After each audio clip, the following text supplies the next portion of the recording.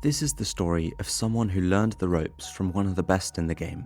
Together they were smuggling thousands of kilos and made hundreds of millions along the way. All seemed well and life was great. But then he came in the crosshairs of one of the biggest and most vicious kingpins in the Netherlands. A real feud would ensue and nobody was safe. What would happen next shocked an entire country and was unheard of, especially since it was the wrong person. This is the story of Mustapha el F. Mustapha el F is also known as a motor, bold Moes, or Moes no limit. He was born in 1975 in Nador, Morocco. Mustapha and his parents moved to Amersfoort, the Netherlands, when he was a teenager. In his early 20s, he made a name for himself as a burglar. After several years, he decided to change careers. He made the move from burglar to coke smuggler.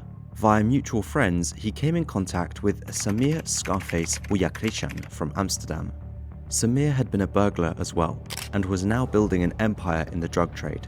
Mustapha was known as a true go-getter, always looking for the next shipment or the next big thing that would make him some money. Nobody was stopping him when he wanted something done. This earned him the nickname a motor, and as Samir Scarface grew, Mustapha eagerly grew with him. The shipments got bigger and bigger, and also more frequent. Approximately from 2006 to 2009, Moes had to do some time in jail. Here is where he met Roger P., better known as Piet Costa. If you've not watched my video about him, be sure to do so after this one. Piet Costa was not involved in coke smuggling when he met Moes. He was doing time for 2 robberies and was involved in manufacturing speed on a very small scale, nothing serious or noteworthy. While in jail, Mustapha and Piet became business partners. When they were both released, Mustapha made Piet part of Samir Scarface and his organization. Piet was recruited to focus on the logistics side of the business. After getting out of jail, Piet frequently visited Costa Rica among other Latin American countries as part of his job. Together, they would go on to bring in thousands of kilos of coke into Europe. In 2014, there was a lot of turmoil in the Dutch underworld. Kingpin after kingpin got whacked, and in August 2014, it was Samir Scarface who got removed. Even though Moes had lost the person who taught him everything regarding the underworld, by now he was already standing on his own 2 feet. So after Samir's passing, business went on as usual. To launder his money, Moes opened several businesses. One of them was a nightclub in Zoetermeer, the Netherlands, called No Limit, hence his nickname, Moes No Limit. This club was a hotspot for criminals, and often caused a lot of turmoil. Along the years, there were many violent incidents. The club was being shot at, and more. The local mayor had to shut the club down temporarily 2 times, and ultimately closed it for good. In the beginning of 2016, Moes gets into a feud with none other than Ridouan Taghi. It is unclear what exactly sparked this feud. However, that it was not just a minor disagreement became clear in January 2016. Dutch police stumbled upon a warehouse in which they found a specifically modified, high-end surveillance van. In the van, they found something very interesting, a laptop with the picture of Jawad F. On it, Ridouan Taghi's nephew and confidant. After this discovery, rumors started spreading in the underworld. Taghi declared war on Moes and allegedly started hunting him down, to which Moes instructed his guys to observe and photograph Taghi's men. Both groups were actively hunting on each other. Shortly after the feud started, a man was removed off the playing field.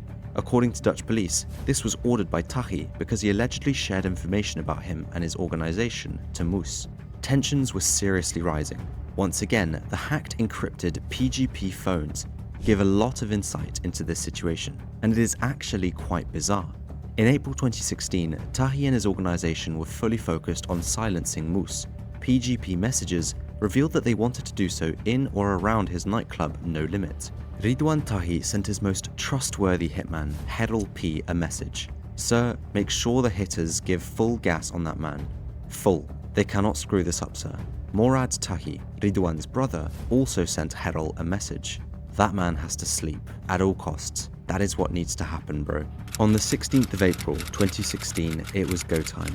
Morad Taghi was scouting the area of Moes's club No Limit, together with spotters that were positioned elsewhere. He was in direct contact with Gerel and texted him that there was no sign of Moes yet. Gerel, in his turn, stood in direct contact with the hitters that were lying low in the area. Hours go by, no sign of Moes. The mission had to be delayed. A day later, they tried it again. Same recipe. Time was ticking though.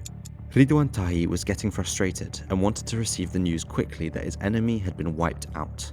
Ridouan messaged Gerel, looking like amateurs out there, and those hitters are whining when it becomes morning, so I am starting to get a bad taste in my mouth about this, sir. If they don't want to do the job, just say that, sir, because this does not make any sense, sir. Apparently the hitters were complaining about the daylight, which obviously would make the task more risky. Nonetheless, Ridouan was not done yet, and sent Gerel another message. We have to get this done today. I hope we get a God blessing today. And tell them it can potentially become after 6 o'clock in the morning, so it can be light or earlier, but he has to be done today. Gerel P then proceeded to calm Ridouan down and told him that he would do the job.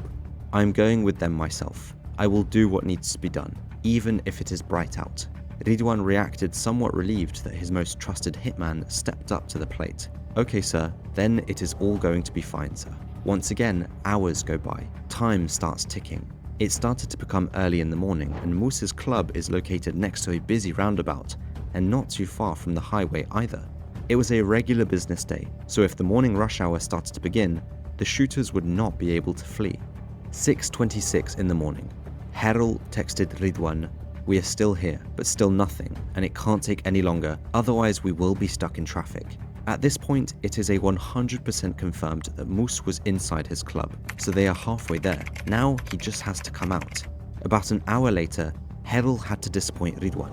"There are too many officers and security, sir. We are leaving. Sorry, brother. I would have liked it to be different, but it's getting busy on the roads." Did Moes know they were after him? Some say he fled through a back door knowing what was out there waiting for him. Regardless, he made a wise choice by staying inside. That Ridouan Taghi and Gerel P were very serious about their actions was on full display just a few days later. The same early morning, they accepted their failure taking out Moes. Ridouan messaged Gerel, "That's Samir El F, sir," to which Gerel replied, "We will check it out tonight." Just 5 days later, Samir El F was hit.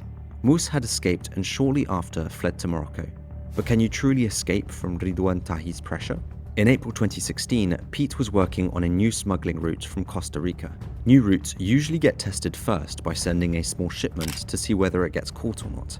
This time, it was different. Piet's supply was sitting on nearly 4,000 kilos he needed to get rid of as soon as possible. Mustapha and Piet did not want to lose out on the deal. This shipment would be worth 100 million euros if successful, and even though there was no time to send a test shipment, they agreed to buy it. On the 15th of May, the shipment was transported from Costa Rica to Rotterdam. Everything went well, and Moes and Piet had everything under control. Until the last step, on the 1st of June, the container arrived in the port of Rotterdam, and it was blocked and scheduled to be scanned despite all preparations. Moes panicked and immediately informed Piet and Naima Jillal, the Godmother of Coke, who was involved in the shipment as well. "How is this possible? What happened?" Naima Jillal replied. Moes replied, "It's a customs block. I hope it's just an error in the system." Sometime later, he went on to say, "This is messed up. The chauffeur has just been sent away. We are screwed, aunt." Moes was right. They were screwed. The shipment was discovered and the nearly 4,000 kilos were seized. Piet said the shipment might have been tipped. Moes, in his turn, did not believe anything of that. This caused friction between Moes and Piet. Distrust started to build from Moes's side. After years of working together, they decided to quit their business relations. Stopping their business relations was also a smart business move from Piet. The feud between Moes and Ridouan Taghi was becoming more and more prominent, which was bad for business, and it was not looking like that feud would die down anytime soon either. On the 2nd of November 2017, an incident took place that shook an entire country and was absolutely unheard of. On that Thursday night, it was business as usual on the terrace of Café La Crème in the center of Marrakech. La Crème was one of the many businesses owned by Moes. When he was in Morocco, you could usually find him at La Crème or Cappuccino Coffee. He always had one of his expensive cars parked right in front of it. Most of the time, it was his gold-coated Rolls-Royce Wraith. Moes sat down at one of the tables on the terrace with several others, wearing one of his expensive designer brand white t-shirts. At a table next to him was a man named Hamza Chaib with a girl, also wearing a nice white t-shirt. Hamza is a medicine student and son of a well-respected and highly awarded judge in Morocco. He was not involved in any criminal activities. At around 7:45 in the morning, Two men on a motorbike stepped in front of La Crème, both wearing a black helmet with distinctive dreadlocks draping underneath their helmets. One of the men hopped off the motorbike and ran towards a table, pulled out his firearm, and struck a man multiple times, and injuring a woman before running back to the motorbike and fleeing the scene. Job succeeded, at least. Moes heard the commotion as he stood inside the cafe and immediately knew it. They were after him, and they had just shot innocent Hamza and the girl. What went wrong? Well, both men were wearing a white t-shirt, and Hamza sat close to Moes. The shooters were informed their target wore a white t-shirt and was situated on the terrace. Minutes prior to the incident, Moes had left his seat and went inside. This was such a costly and dumb mistake. A news correspondent in Marrakech named Samir Jillal said, "There is drug trade in Morocco, but they are not used to these kinds of hits. It is hard to get a firearm here. That people on the street or in a cafe become a victim is unheard of." This shows the magnitude of such an act. Shortly after the incident, two suspects were arrested, Ridouan S and Edwin RM. Interesting to note is that Moroccan security services already had both men in their sights. Black men with dreadlocks are, let's say, highly unusual in Morocco. Someone said they may as well have put a siren on their heads. Upon further investigation, it was alleged that while fleeing, one of the shooters noticed someone that was looking at him. He aimed his weapon at the person, hesitated, and ran off. After what had happened, Moes was well aware he was in serious trouble and fled to Casablanca. Despite being a victim in this case, he knew that the magnitude of what had taken place would eventually cost him too. He was totally right. Shortly after the incident, he was summoned for questioning and released. However, not much later, he was arrested on suspicion of money laundering and smuggling. After it was brought to court, Moroccan news outlets reported that Moes had been sentenced to 15 years in prison for indeed money laundering and smuggling. All his businesses, expensive cars, and other properties in Morocco were seized, and for now, he remains behind bars for a very long time. By the way, do you remember the surveillance van that Moes used to keep an eye on Ridouan Taghi and his organization? The van where a picture of Ridouan's nephew was found? Well, files showed that there were fingerprints found of Hamza Ziani inside this van. And not long after these files became public, Hamza Ziani was eliminated in Spain on the 27th of October 2018. From a small-time burglar to working together with one of the biggest smugglers at the time and eventually bringing in thousands of kilos himself, this was the story of Mustapha L, one of Ridouan Taghi's biggest enemies. For now, both of them are behind bars, and if anything, Moes will spend way less time in jail than Taghi and has freedom to look forward to. Several brothers of Ridouan Taghi have been arrested for their involvement in the hit gone wrong. I hope you enjoyed the video. If you did, please leave a like, comment, and subscribe if you have not already. See you in the next one.